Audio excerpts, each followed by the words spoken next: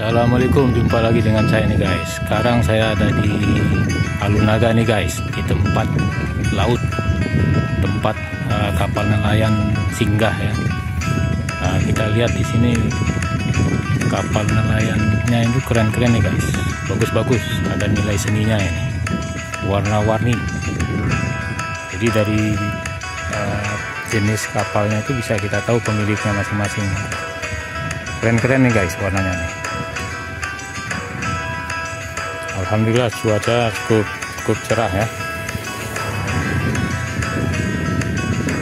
Di pemandangan di Alunaga ya, tempat singgah kapal nelayan.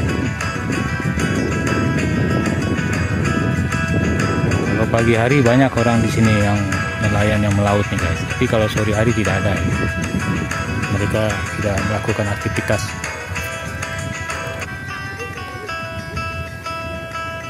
Jadi banyak orang yang sibuk melakukan aktivitas pagi hari. Kalau sore tidak ya, mereka rata-rata santai. Karena nelayannya pun sudah beristirahatnya, mereka berangkat malam biasanya itu melaut. Pulangnya pagi-pagi, dan di sekitar sini banyak yang menjual ikan setiap pagi guys. Jadi para nelayan itu setelah melaut,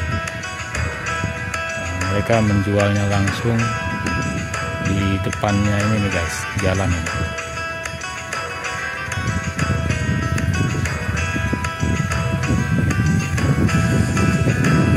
Oke, begitu saja informasinya. Assalamualaikum.